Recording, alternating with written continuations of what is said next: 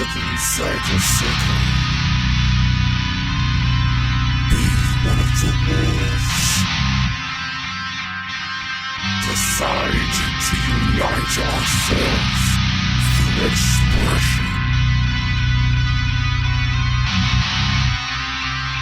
Follow the leader into the dark. Prepare yourself for the pit.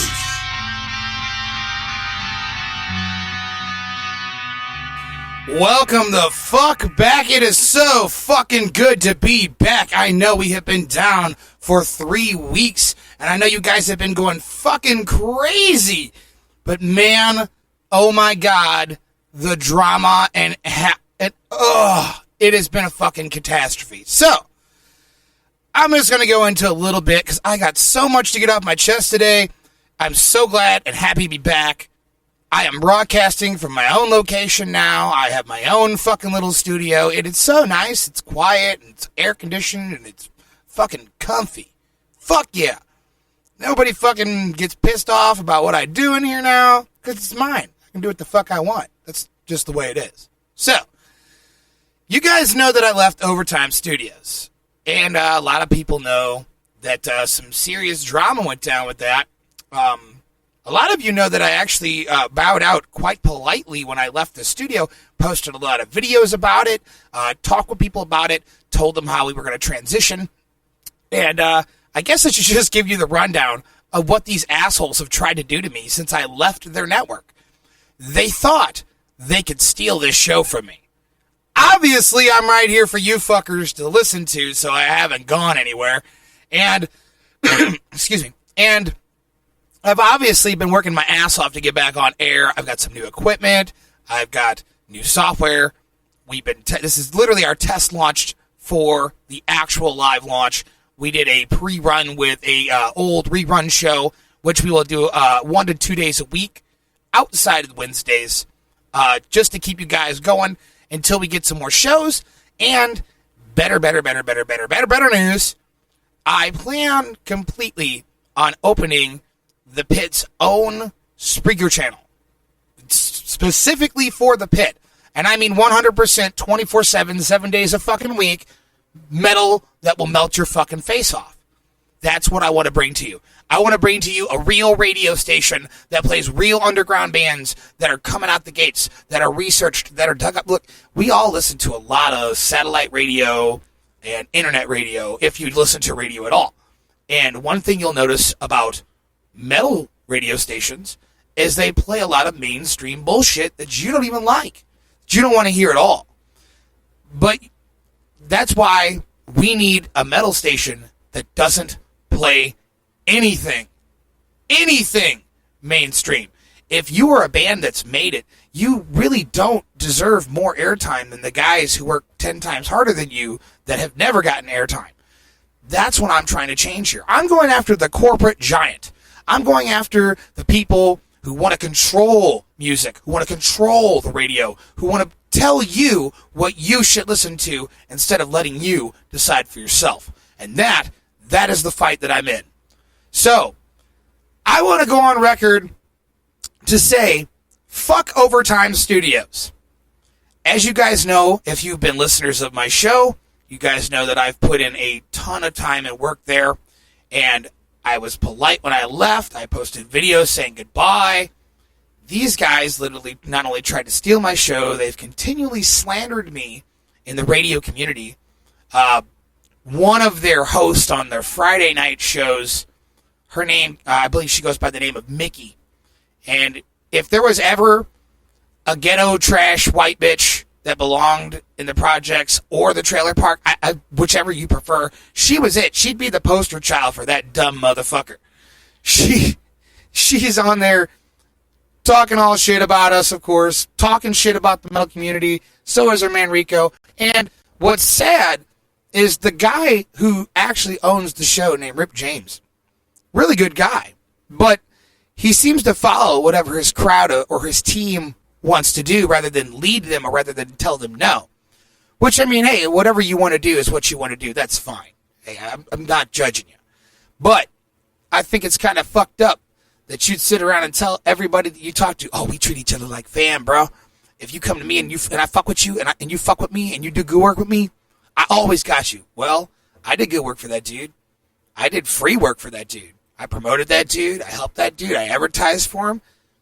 And he pretty much just started talking shit with the rest of them about me and everybody here at the pit. So, at that point, we thought we were going to have some people come with us from overtime, and it didn't really seem to work out that way. And it's really one of those things where in the beginning, you have a bunch of people going, yeah, mutiny, let's fucking get out of here. And then you're the only one who actually fucking leaves and does anything bigger or better at all. But, I mean, that's cool. That's cool. If that's your thing, that's your thing. If you didn't want to leave in the first place, you shouldn't have fronted like you were going to leave. If you want to be, a two-faced bitch about shit, that's your call. That's on you guys. But the pit will continue on. So, to basically give you guys the short version story, because I know you guys really want to know exactly what went down, but there really isn't that much time in the show to explain it. So, long story short, the owner, Justin, decided he was going to up rent on people, and it was going to go up every month because he was going to buy bullshit that the studio didn't need, like an apartment above the studio. So he buys this apartment above the studio and then tells everybody, oh, your rent's going up because I decided to make a terrible purchase. And I actually work for the guy, and I'm a partner. Now, I was a business partner for Overtime Studios for 2 years almost. And he basically took my portion of the money, spent it without my consent, made business decisions without my consent, and I felt at that point, that it was no longer necessary for me to do business with somebody like that who would disrespect me as a business partner. So, that's what went down. He's just a shitty business partner who fucking wastes money. That's just it. That's it. There's no other way to explain it. And I don't really need to banter on about him for another fucking 20, 30 minutes. The point I'm saying is, I don't need overtime. Overtime needed me. The moment I left, the moment their numbers dropped. And they could try to pretend like, our numbers didn't drop, blah, blah, blah. The Pit was the number one show on the network. We're gone. Numbers dropped. I no longer work on Replicon Radio. I'm not going to get into why. I'm just going to say that professionally, at this point, there is no point in me even being on that show. I have no real ties to that show other than Jason Frisch, who also kind of stabbed me in the back a little bit, but he's kind of a pussy with that shit anyway, so I'm not really worried about it. He's just... So, no more Jason, or AKA One Eye, on the show. He's actually been cut from the show, so we're not going to have him on anymore. I'm sorry to get so personal with you guys, but I've had so many people who wanted to know, who messaged me, who've been bugging me for weeks about this. I just want to get it off my chest, get it out of the way, and I know some of you guys are probably like, hey, what the fuck is this all about? But the long story short is, Overtime Studios tried to fuck the Pit. The Pit said, fuck you, we ain't having it. So the Pit left, they got butthurt, talked a bunch of shit, spread a bunch of rumors, and the Pit is still here and still fucking strong. We ain't going fucking nowhere! That's right. Nowhere. So Justin Kickett, if you're listening right now, I just want to let you know you can go fuck yourself. Because I'm pretty sure that you stalk me enough on Facebook that you're probably listening to my broadcast because you're a fucking loser. So, just to let you know, this guy's also trying to steal the show by streaming my show without legal consent. Still, when I left Overtime Studios, they were supposed to remove my show from the network immediately. I mean, legally. That's what you're supposed to do. But if you go to My City, My Music, you'll notice that my show is still there, which I've had a lot of people been confused about why my show is still on their network. We are not on their network. They are illegally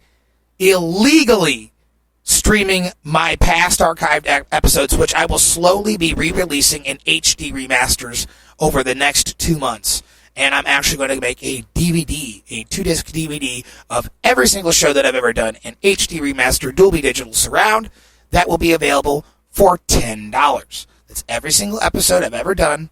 Tons of music. I mean, you're talking a library of music there alone. That's worth the $10. So, I just wanted to let you know that we are back, and I'm glad to be online, and we're going to dive into some music real quick. And, dudes, I fucking love you guys. I seriously fucking love you guys. You guys are the shit. I'm so glad you stuck it out with me. Thank you all so much. I appreciate your support. And if you supported Overtime Studios or My City, My Music because I was there, I still appreciate your support. Because you really weren't supporting that place. You were really supporting me. And I didn't forget any of you for that at all. I remember all of you. And if anybody I did forget, you best fucking remind my ass so I can give you some shout-outs here on the show. So, let's dive on into some fucking metal, shall we? It's been too goddamn long. First, As We Walk with Sardonic, Beyond All Recognition, with characters, Upon a Burning Body, Scars, Chelsea Grin, Desolation of Eden, After the Burial, A Wolf Amongst Ravens, Valdrita, Dagger, Within the Ruins, Gods Amongst Men, The Asriel Trigger by I can't talk today. The Asriel Trigger by one of my favorite bands, Allegion, and seconds ago, Apparition, and then we'll be back with a couple words from our sponsor. And in the meantime, remember, welcome back. You guys are listening to The Pit.